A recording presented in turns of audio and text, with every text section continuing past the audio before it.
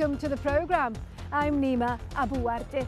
Youth unemployment was a major factor in the Arab uprisings. Now, it's not that there's a lack of education here. There are plenty of universities across the Middle East, but even graduates struggle to find jobs. And so, is the money invested in education being misspent? We'll be finding out. Also coming up this week, the ABC of teaching. Is the private sector the answer to improving standards? Hopes and dreams. We speak to the young people of Iraqi Kurdistan, where opportunities are better than ever. And the business of doing business, why exhibitions like these are good news for the Gulf. But first, education in this part of the world has often been criticised for not giving young people the right skills to find a job. It's an issue that was brought into sharp focus as a result of the Arab Spring. Now, governments here in the Gulf are trying to address this by bringing in the private sector. But is corporate help a sustainable approach for state-run education? Simon Atkinson has this report from Al Ain in the Emirate of Abu Dhabi. The playground decorations leave little doubt where you are.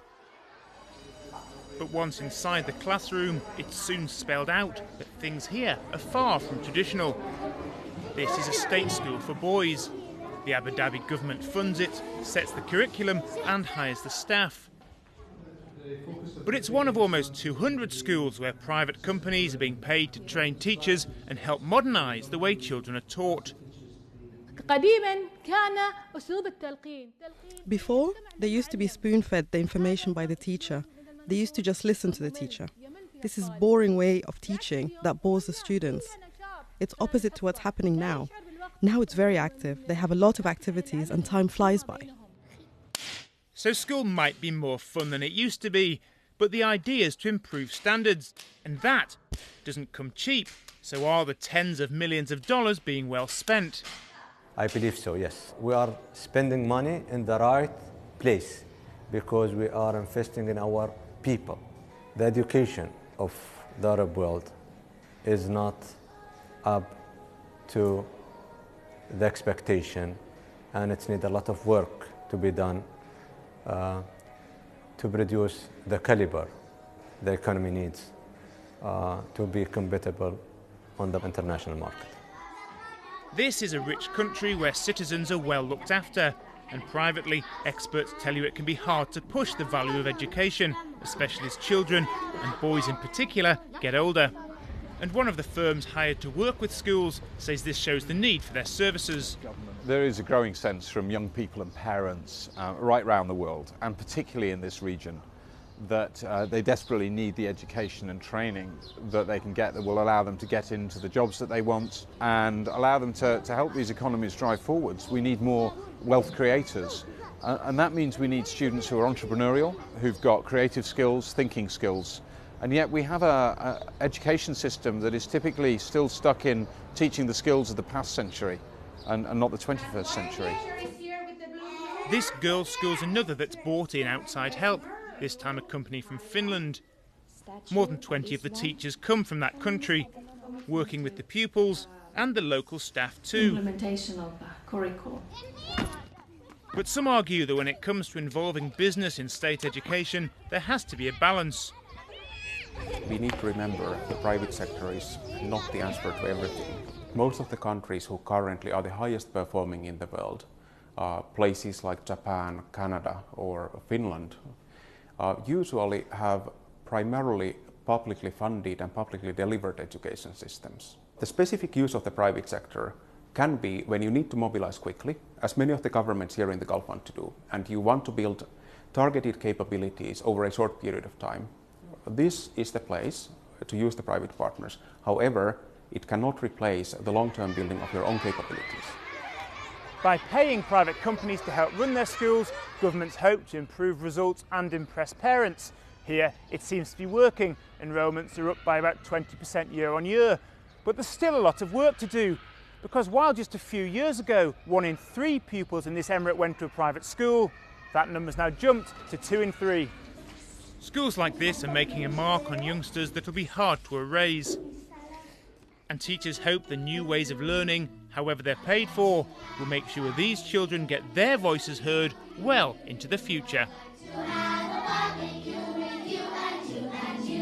Now, as we just heard from Simon there, the problem starts with primary education, but the struggle continues for those going on to higher education.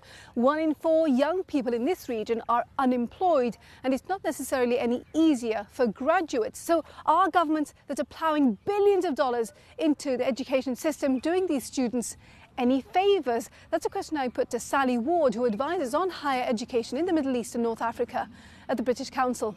In the long run, they need to change their approach. At the moment, it's about 80% university education versus 20% vocational education.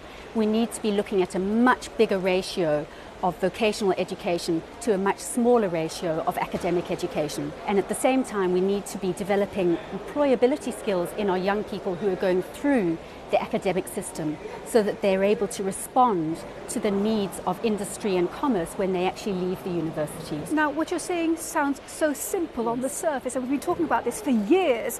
Where is the hold-up? What's the problem? I think the bottleneck happens often between the governments and the institutions.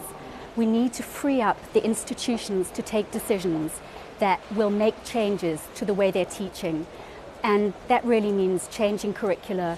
It means changing the approach you take to planning. It means getting all your academic staff on board and buying into the whole change in focus to teaching academia, but also building in those skills that young people need into your education program. So are we simply saying that the countries of this region simply have to absorb this lost generation? Not so much in the Gulf, but particularly in North Africa. You've got young people who are going through a system that is largely driven by the humanities, because the governments need to provide a large-scale education for a lot of young people, a growing youth population. Which are cheaper. Which are much cheaper to provide. So you've also got a growing youth population. You've got, for example, in Morocco, you've got a university that actually was built for 37,000 students, but you've got something like 62,000 students that are actually going through the system at one time. You have to look at this from two ways. You have to say we have to grow the economy, we have to develop the economy, but we also have to develop an education system that's flexible enough, that's responsive enough to meet the needs not only of the young people who are going through it, but the needs of the labour market. Now, the end result is to get a job. Are we going to be having this conversation a year from now? Well, we are seeing pockets of change across the region. Alexandria University have recognised that the students are their customers, that the students have to come away with the skills that they need to go into the workplace. We've done this in the West. In the UK, for example, students are paying up to $15,000 a year to go through an academic education. We have to see our students in the Middle East and in North Africa as our customers, and getting what they need from their education, what their parents need and want, and what they really want at the end of the day is a job. Sally Ward from the British Council speaking to me earlier. Now, one part of this region where young people are full of hope is Iraqi Kurdistan. Its economy opening up has brought with it lots of job opportunities, but is the boom working for everyone? Well, in the last of our series looking at Iraq 10 years on from the US-led invasion, Katie Watson has this report from Erbil. 23-year-old Sazan is one of thousands of young Iraqi Kurds who have made the move back to Erbil. She left to Australia with her family as a child. Returning to Iraq nearly 10 years later wasn't easy. Her experience led her to start blogging, helping other people make the move. Once they know that this development is taking place and their life won't change for the worse, but for the better after they come back, I think it's a good feeling for them. And they know there's something they can do here. I always say, pack your luggage with the certificates you have, the degree you have, all the languages you have, and come back, basically. Because if you have those, there's a lot you can do here. And the younger, the better, obviously. With the economy opening up, there's been a great deal of investment in education too. These students are at one of the newer private universities in Erbil. Lessons are taught in English. Students here are positive about their future, but it's not always easy.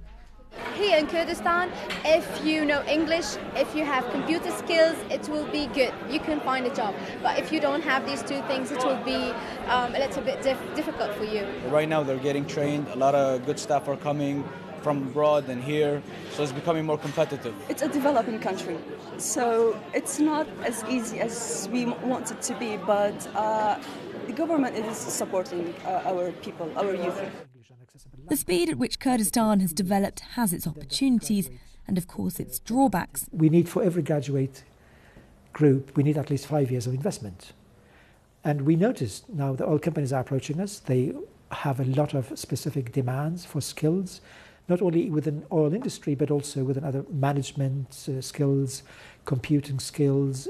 They also ask for social skills. So we have also now to accelerate our programs to make sure that we are meeting future demands quicker than we originally anticipated. With the investment that this region has seen in the past decade, the opportunities for young graduates are better than ever. But still, much more needs to be done. And like many other parts of the Middle East, the challenge now is to convince people to move away from government jobs and instead consider the private sector where the future growth will come from. This is one of the structural pressures on the promotion of the private sector in Kurdistan, where majority of the people are employed by the government. It's almost a policy that each year the government has to employ a certain number of people. And then what you can do with them, this is partially cultural, partially systematic that we have inherited, partially that political, that the parties, the ruling political parties have to take care of the people, given the historical context. But how they can deal with that is the promotion of the private sector, where there are increasing jobs for the people, where the government can stop hiring more people. Or probably getting rid of so many false employed people in the public sector. And it's not just the government that needs to change. Private companies need to do their bit too. Arthur runs a growing jobs website and runs courses to equip people with the skills needed to gain employment. Private companies have to invest to their employees in the future, because this is a part of the company, and if they want a team that works really perfectly, so they have to invest on the employer staff, and this is how we can help them to provide a better situation, a better understanding, and a better job market. Done with the blogging for the day, Suzanne helps her mother prepare for a dinner party with old friends who are also in Australia. One thing's very clear for Suzanne. You have all these tall buildings and everything's going on, but now we need to build the minds of people to be able to deal with these changes, basically to not just watch buildings go up, but to build them themselves. And Suzanne wants to do her bit in building those minds. She loved her life in Australia, but says she'd never go back to live. Erbil is her home and is carrying on her campaign to encourage her peers to consider it the same. Katie Watson reporting from Iraqi Kurdistan there. Right, we're going to take a short break now, and when we come back, friendly finance or economic enemies? Can the Arab world come together to make trade easier?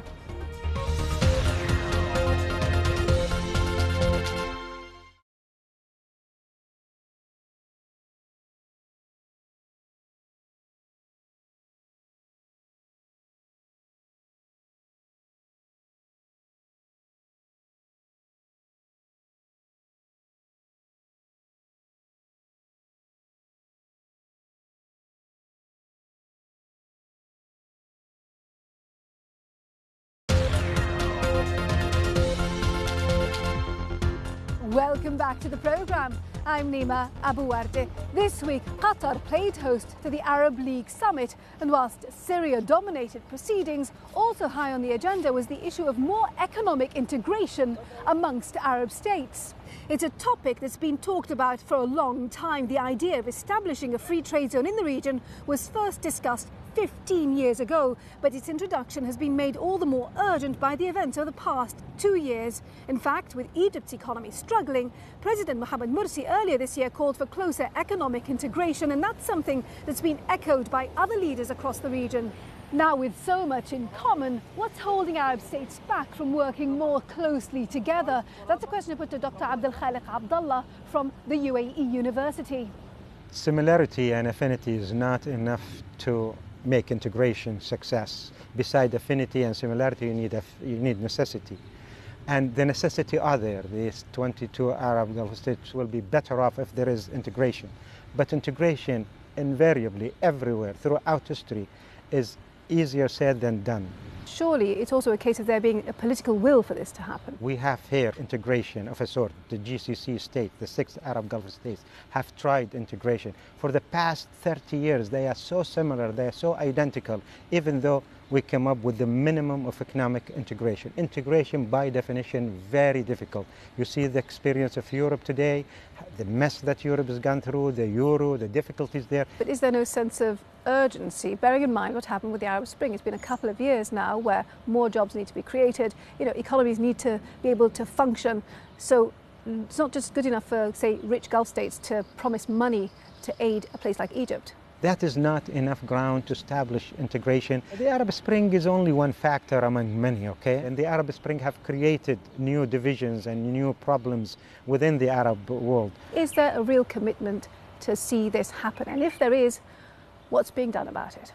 I would say that there is a commitment, and testify to that is that there has been a couple of summits dedicated talking and devoted. Talking shops. Maybe it is talk, but at least the talk just shows the willingness. However, that talk stumbles when it comes to the practice. The practice of it is very difficult.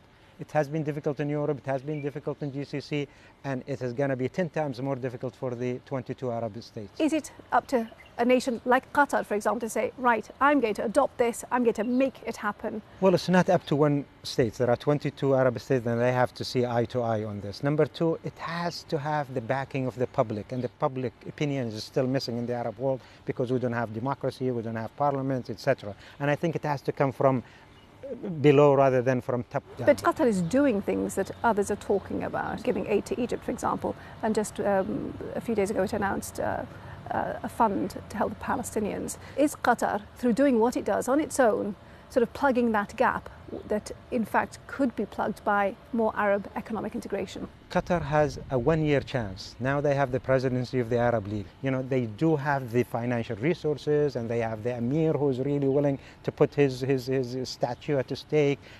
Let's just hope that this year is going to be probably the best year for the Arab integration, whether political or economic, because there is Qatar in the driver's seat. But even with that, with Qatar and all the willingness and the vast resources behind it, let's tune down our expectation when it comes to Arab political economic integration. Dr. Abdel Khaliq Abdullah speaking to me earlier. Now let's see what other business stories are making headlines across the region this week. Israel says it'll resume the transfer of tax revenue it collects on behalf of the Palestinian Authority. The transfers were frozen last year after the Palestinians gained non-member observer status at the UN. The move was made in retaliation and forced the PA to delay the payment of salaries to 150,000 government workers, a move that further weakened the struggling Palestinian economy. Dubai's trade with Iran shrunk by a third last year as financial sanctions tightened on Iran. Two-way trade between the Emirates and the Republic was $6.8 billion in 2012. That's down from $9.8 billion the year before. Dubai has a large Iranian community and has long been a commercial hub for the country. Much of the goods shipped to Iran are carried on traditional wooden boats or dhows. Qantas Airways this week won a final approval from Australia's competition watchdog for its partnership with Dubai-based Emirates. The alliance is seen as key to Qantas's attempts to turn around its loss-making international operations. The alliance with Emirates, which was agreed last year, will see the two collaborate on pricing, sales and flight schedules. Now, as global businesses increasingly look from west to east, more and more companies are looking to the Gulf as a place to meet and drum up trade. Last year was a bumper year for the UAE as the city went conference crazy. Jonathan Fruin starts his report from Dubai.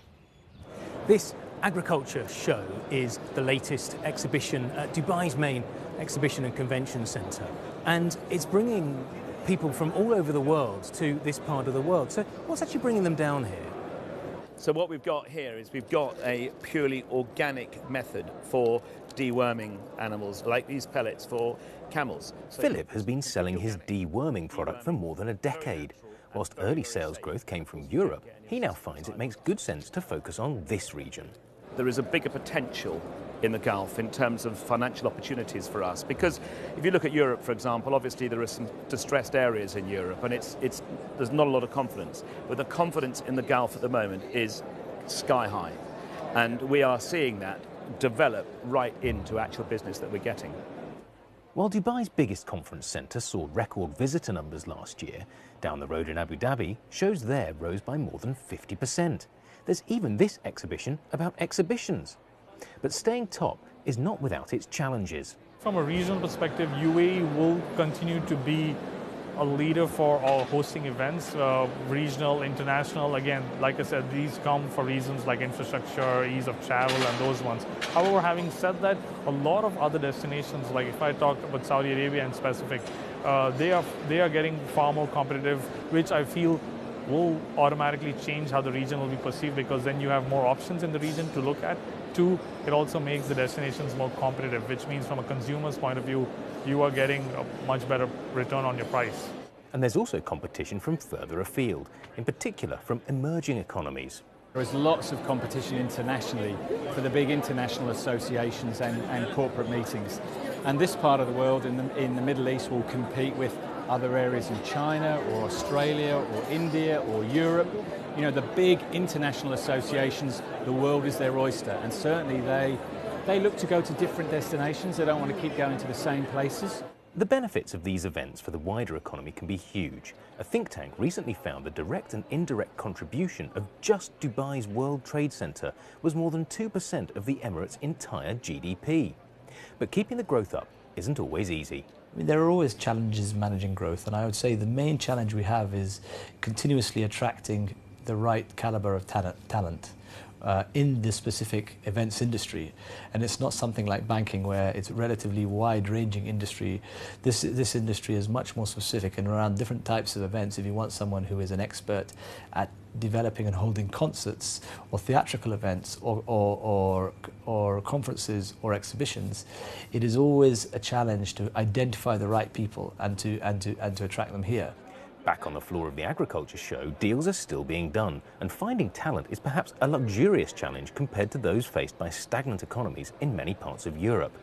With the Gulf's position and the global economic shifts, the hope is that these convention centres can benefit from that in the long term too.